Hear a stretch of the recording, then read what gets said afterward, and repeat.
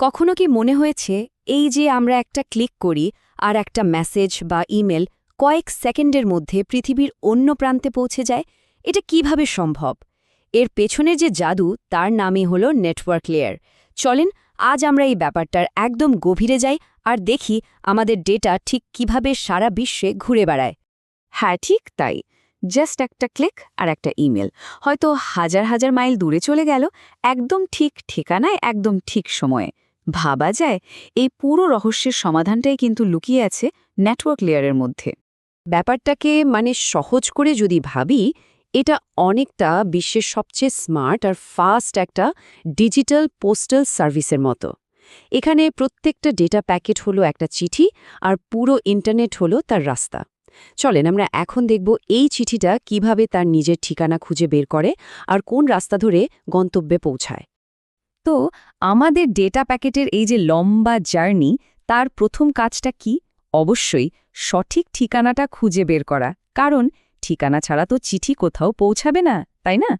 ঠিক আমাদের বাসাবাড়ির ঠিকানার মতোই ইন্টারনেটের সাথে কানেক্টেড প্রত্যেকটা ডিভাইসের, প্রত্যেকটা ফোন, কম্পিউটার সবকিছুরই একটা ইউনিক অ্যাড্রেস থাকে।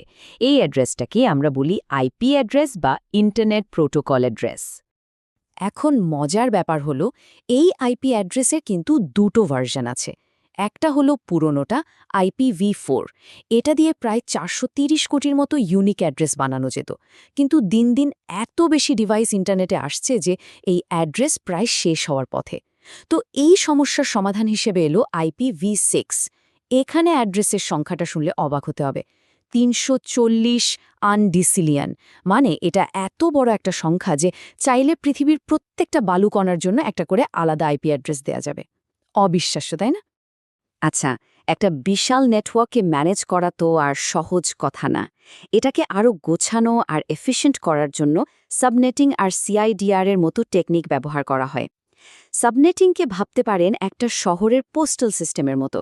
পুরো শহরটাকে যেমন ছোট ছোট জিপ কোডে ভাগ করা হয়, ঠিক সেভাবে একটা বড় নেটওয়ার্ককে ছোট ছোট ভাগে ভাগ করা হয়।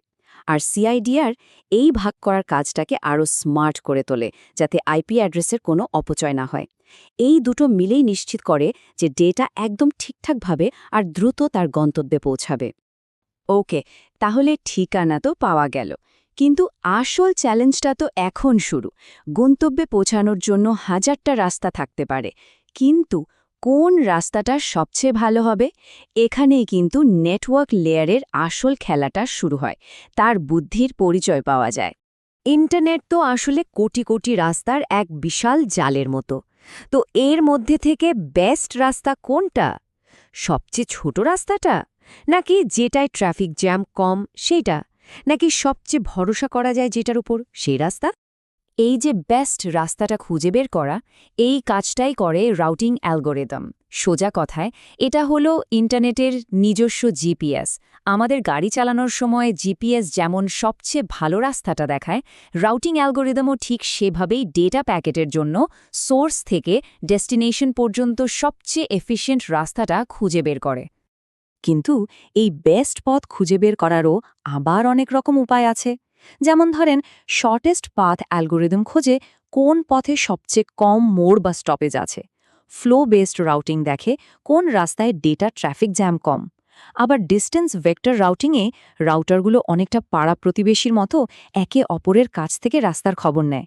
আর ব্রডকাস্ট হলো মাইকিং করার মতো, একটা প্যাকেট নেটওয়ার্কে সবার কাছে পাঠিয়ে দেয়। অন্যদিকে মাল্টিকাস্ট শুধু তাদেরকেই পাঠায় যারা ওই মেসেজটা পেতে আগ্রহী। চলেন আমরা শর্টেস্ট পাথ অ্যালগোরিদম কিভাবে কাজ করে সেটা একটু সহজভাবে দেখি। স্টেপ 1, এটা প্রথমে টার্গেট বা ডেস্টিনেশন ঠিক করে। স্টেপ 2, এরপর সেখানে যাওয়ার যতগুলো রাস্তা আছে প্রত্যেকটার একটা কস্ট বা খরচ বের করে। এই খরচটা হতে পারে দূরত্ব, সময় বা অন্য কিছু। স্টেপ 3, সব হিসেব করে যে রাস্তার খরচ সবচেয়ে কম সেটাকে সিলেক্ট করে। আর ফাইনালি স্টেপ 4, ওই রাস্তা দিয়েই প্যাকেটটাকে পাঠিয়ে দেয়। খুবই সিম্পল আর এফেক্টিভ, তাই না? আচ্ছা, একটা শহরের ট্রাফিক সিস্টেম ঠিকঠাক রাখতে হলে যেমন সব ট্রাফিক পুলিশকে একই নিয়ম মানতে হয়, ইন্টারনেটের ক্ষেত্রেও ব্যাপারটা ঠিক সেরকম। রাস্তার মোড়ে থাকা ওই ট্রাফিক পুলিশের মতো রাউটারগুলোকেও নিজেদের মধ্যে কথা বলার জন্য কিছু কমন নিয়মকানুন মেনে চলতে হয়। এই রাউটারগুলো কিন্তু চুপচাপ বসে থাকে না, ওরা সারাক্ষণ একে অপরের সাথে কথা বলে আর নিজেদের কাছে থাকা নেটওয়ার্কের লেটেস্ট ম্যাপটা শেয়ার করে।